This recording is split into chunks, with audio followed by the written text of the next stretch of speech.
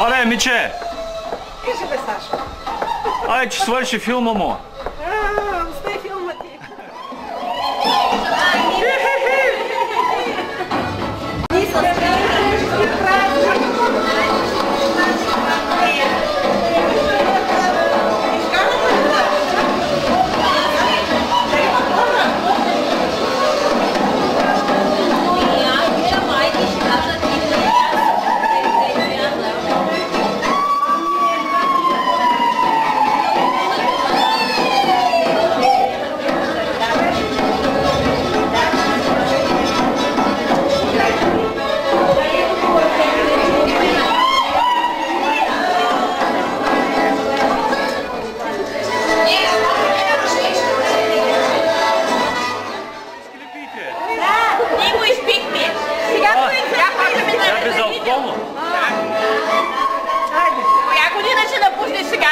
Веднага? Не. У Ютуба? След 10 години. Не, няма да напознаят. Я бъдем, я не бъдем след 10. Зато и сега на време. До 10 виждане.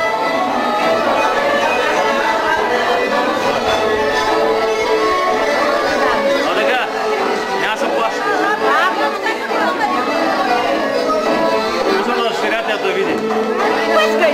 Вътре си гледа на стаканта, на помощите там на кухни.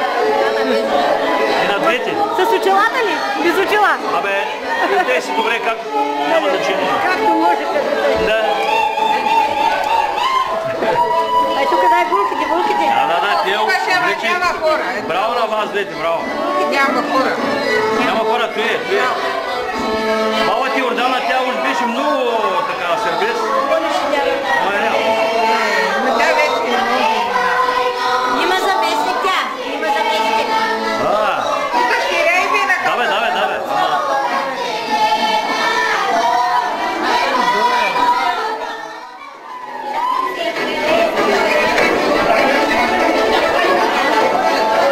Добре дошли. Можехме да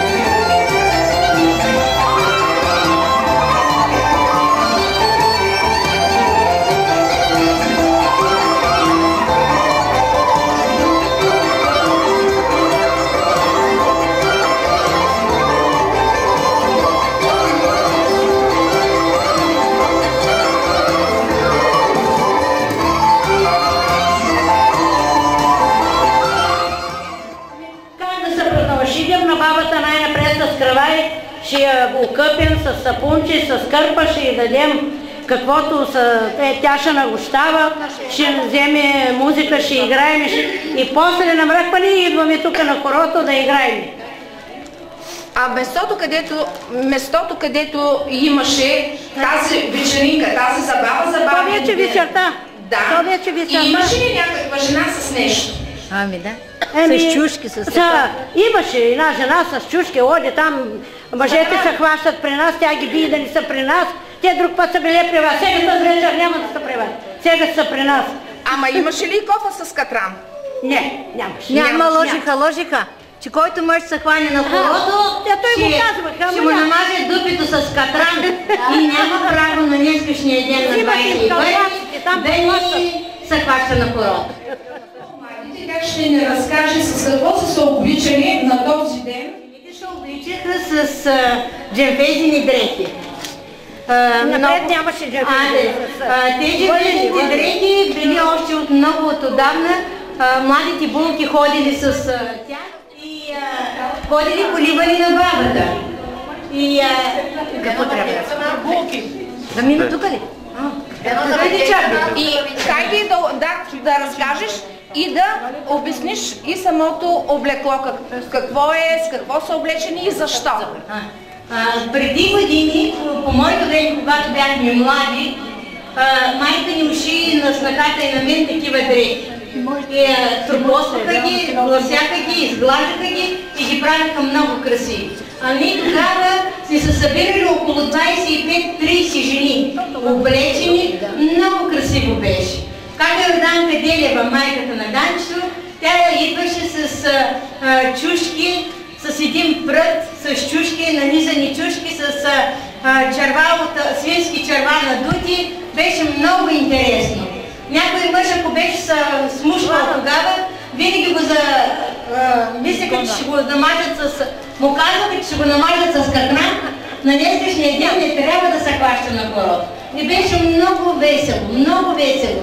Ходихме при лекара, ходихме при акушерката, при кмета, в магазините сме влизали. Много хубаво беше. Добре, а каква е символиката на това черво и на тези чушки?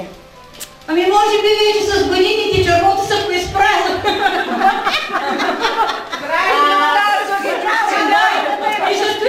Мъжеството вече на тези баджури до кое идва. На тези чушките вече не знам какъв символ е имало.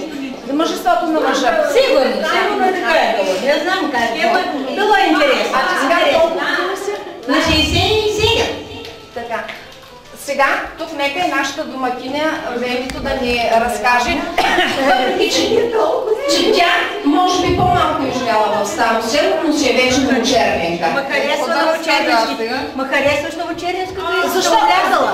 Защо точно на този ден се облече в тези прекрасни? Харесва ми. И на този ден, като ми се облечеш кога. Аз мисля, че е красиво и хубаво. Хубаво и трябва да има повече последователи. Традицията трябва да спазва. Браво! Браво, браво! Тук е Данчето. Настрани. Тук е Данчето Акпонариева на Кака Йорданка Акпонариева дъщеря й. Кака Йорданка е една дългогодишна самодейка, жена с харизматична личност, изпълнена с много хумор, веселие и нека тя ми каже защо днес си се облякла в това, някой предизвика ли ти да се облечеш или ти самата вътрешно нещо ти подсказва, че на този ден ти трябва да уважиш някого? Ами, униформата е много хубава и за това съжалявам, че няма свет нас двете. Ако на днешния ден не се облечем така, кога? И кой е този човек, който ме е предизвикал? Никой. Аз гледам майка ми, че тя има желание, но вече не може и използвам това нещо. Да продължа нейното дело, колкото може. Браво, Данче! Не мога да я заместя. Браво!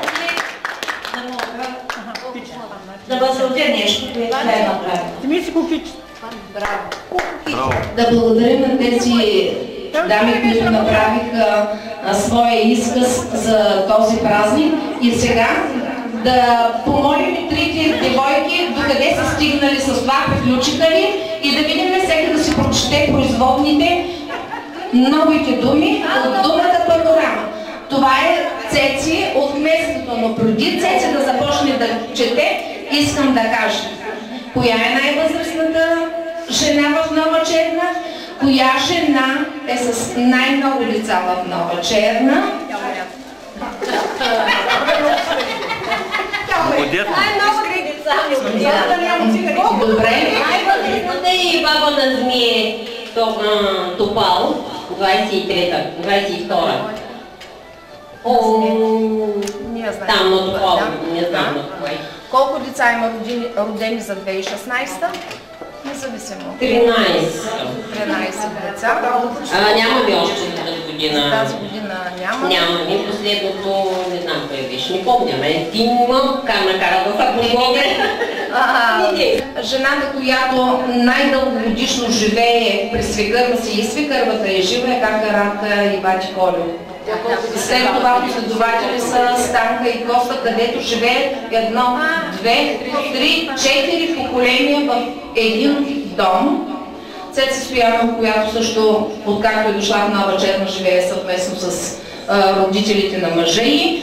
И сега вече е твой ред да си кажеш думичките. Аз да уточня първо, че те не са разбрали госпожите. Какво точно ми направите? Значи ние няма да ги видим. Една работи в училището, другата в стоматологичен кабинет. Срещата им с друг вид хора, твоята работа е да създаваш нови думи, защото ти си малко полиглот, идват в местото различни хора, за които ти трябва да ги даряваш. Но Цеци, искам да дойдеш. Не, няма смисъл просто. Има просто. Прочетете ги никога. От панорама написах рамо, пано, рама, рано, пара, мара, нора, пан, нар, ром, мор, морна, парно, рампа, пора, рап, мана, панама. Много бе, браво. Всяка буква. На варианта са пано, пана, рама, рамо, нора, норма, тара, рам. Ама, добре. Ама Мари е много зле. Не, къде? Просто не, тя ако мислила, че от панорама писала панорамен, пано, панорамна, панорамни. Ами тя защото работата е такова да гледа панорамата навън.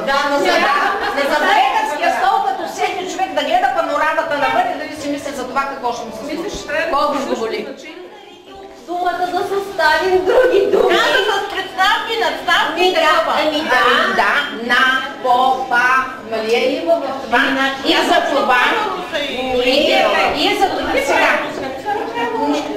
Сега, трите се представихте блестящо. Трите се представихте блестящо.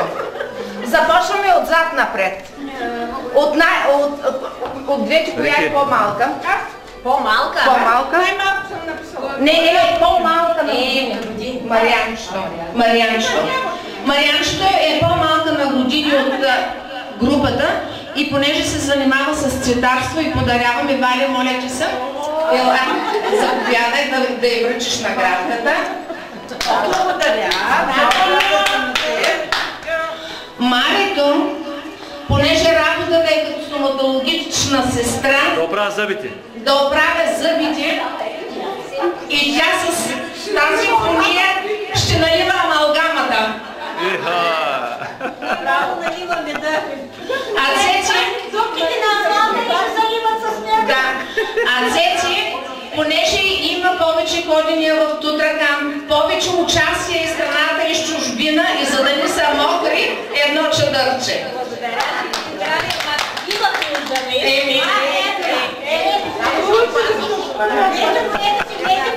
Сега при нас да дойде бабин ден. На бабин ден бабите задължително трябва да черпят с някакъв сладкиш. Сега, Вие трябва да изброите продуктите за една торта. Да речем, ти казваш захар, ти брашно, ванилия, грем, който запецне, другия остава победител. Сега, какво е необходимо да се направи една торта? Какви продукти? Брашно, Захар, яйца, шоколад, ванилия. бамбовер, Ми е сладко. сметана, Ой, ябки. олио. Свинска маса. Не, масло, олио. Други са.